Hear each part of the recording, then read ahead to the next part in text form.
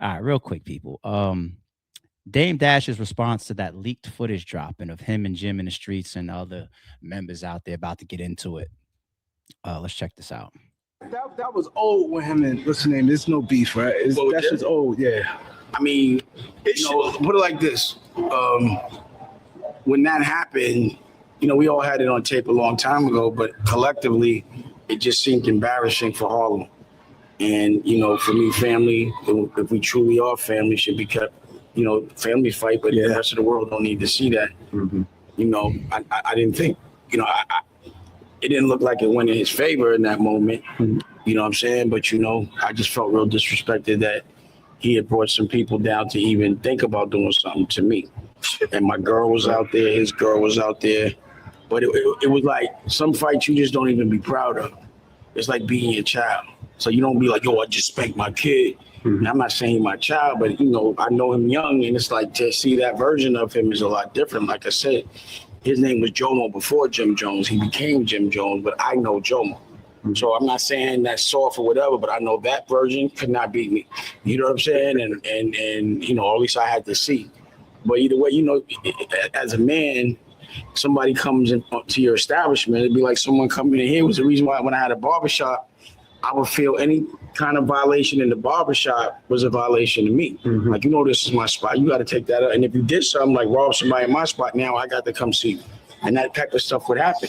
So I'm like, man, I get in so much trouble when I'm outside because I feel like I'd rather go out on my shield and get beat up. I have to get beat up before, especially if it's ain't no guns or nothing, before I'm gonna just let somebody straight disrespect me. Yeah. Or like if somebody goes stick them up, pause like that, I gotta see the gun. You know what I'm saying? Like show me the gun. I'll give it to you, but just show me. I'm gonna give it to you. But just show me a gun. You know what I'm saying? Like I'm gonna give you a gun. What he said, nigga, it was in his establishment. That just like somebody come to your house. Well, it was a misunderstanding between Chrissy and my girl about Lady Vampire. And, it was something that happened the way they spoke to each other. But Chrissy came down first and we had resolved it because I know Chrissy. I've known her for years, way before Jim. And, then he pulled up because he called me and I kind of like hung up on him because he was popping it. And he was like, I'm coming to see you. I was like, I'll be over there. And I didn't really believe that he could ever disrespect me and bring some other people to come hurt me. But I could. Yeah. So quick reaction to that take. As much as we don't enjoy a lot of Dame's takes over like the last year and a half, this one right here, no bullshit detected, no lies detected. I 100% fuck with this take right here. And I agree with him. Now, you know what they say about the rules of war and engagement, right? It's like, think about the person that's willing to do more than the other person, right? So it's just like, I'm willing to kill kids and women and shoot up grandmothers' houses and like The Wire with fucking Omar and his grandmother getting into the car on Sunday. Like, you shot us at a peace Sunday?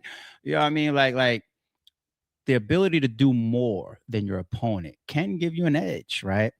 But sometimes people have a certain decision and a level. It doesn't mean that they scary or they pussy or they're weak. It's just them as a person.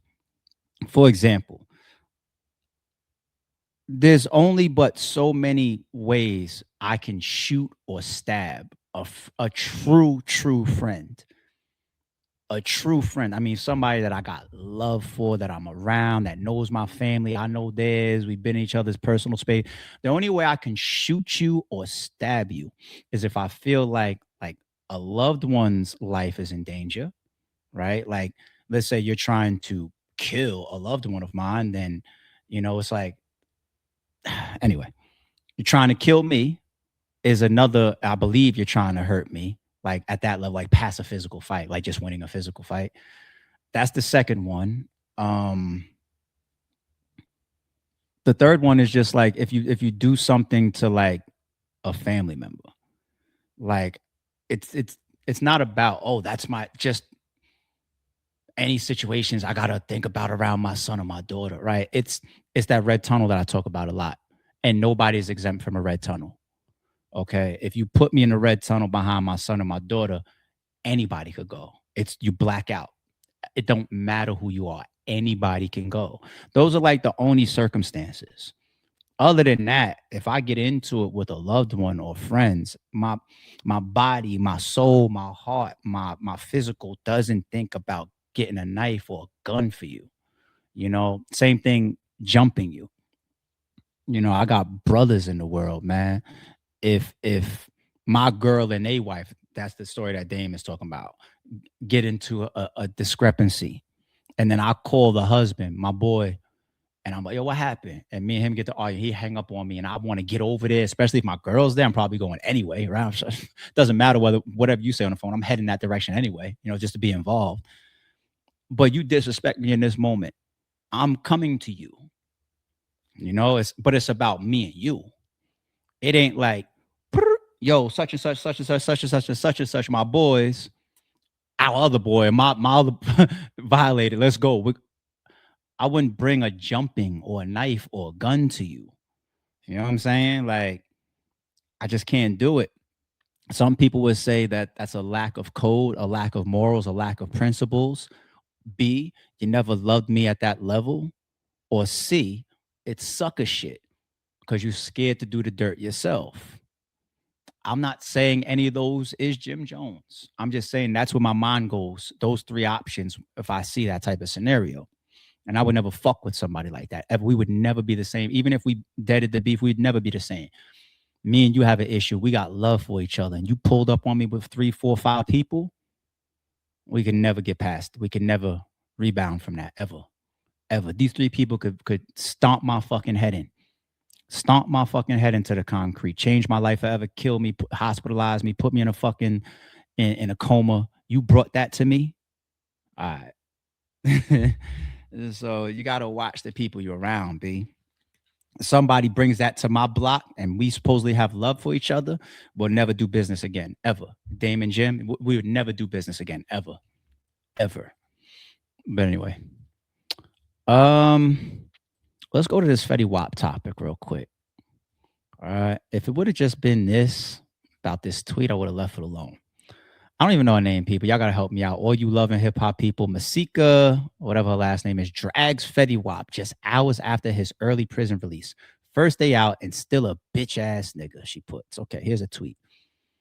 How you get out and be an immediate disappointment? That's her first tweet. Okay. After that, we see first day out and still a bitch-ass nigga. Go back. Okay. I don't play about my babies. I don't give a fuck who don't like it. My kids have been through enough. Let my babies down and you're going to see a different side of me. That's the one I'm going to key on. But before I go there, let's go to this video that she drops after. Advice for someone who's 20. Girl, tons. Narrow down. What type of advice you want? First of all, fuck these niggas.